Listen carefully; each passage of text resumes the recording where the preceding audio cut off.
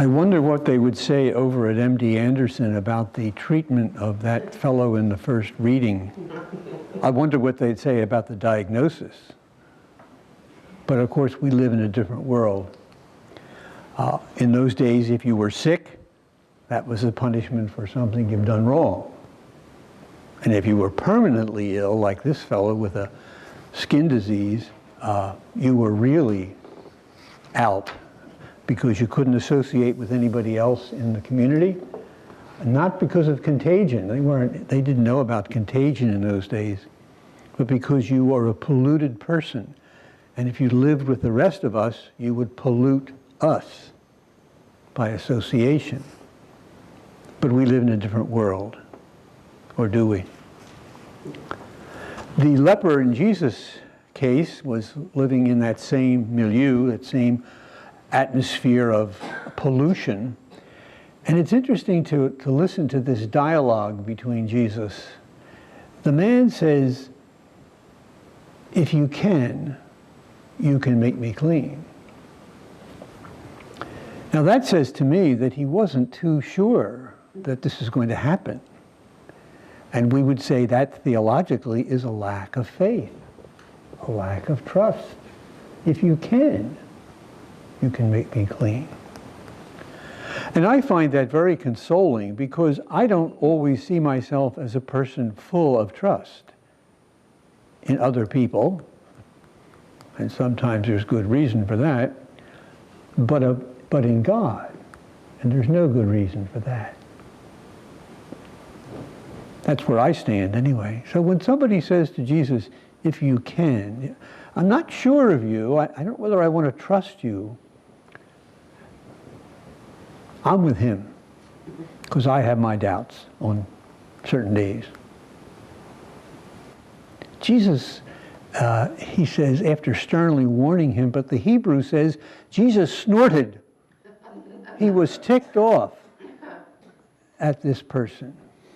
And he was probably for interrupting him, because Jesus was just beginning his ministry of teaching. And this man really got in the way. And of course, I identify with that too, because I hate to be interrupted when I'm doing all the important things that I have to be doing. You may or may not identify with that. But then Jesus heals the man. Heals the man. So that he can go back into society, get his clothes all sewn up, get his hair combed, take away the covering of his upper lip, so he looks just like everybody else and can go back into society. And that's also something that I can identify with, because it seems to me that the ministry of Jesus, the ministry of healing, of putting people back in society, of giving people a new start, is something which is happening today through Jesus, by Jesus, but only through us. When people come to us for healing, and they won't always say they're coming for healing, they may be coming just for a hello, not to be bypassed, ignored. They come to be reassured by somebody else, us, that they are worthy, that they're not lost souls, that they have some self-respect. And that has to be proffered to them only by other people. And that's us. And so this ministry of healing, this ministry of bringing people back into the society, whether it's the church, the parish, the family, the marriage, even the monastery, that has to be a daily thing. It happens usually in small things.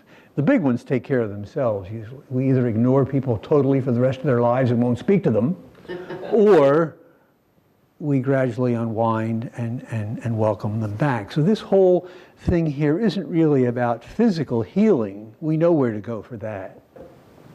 This is about healing people, healing the real people, the self, the other selves that come in contact with us. And so as Jesus begins his ministry, even though he's a little upset about being thwarted and held up and interrupted, he gives us the model to continue. I will, come on back in, I will. I can bring you back. I can accept you in my life. I can start talking to you at the office again, or wherever the situation of alienation is uncovered. All we have to do is say, I will. Hello, good to see you. Welcome back. That's the gospel message. That's the good news. And we're the purveyors of it.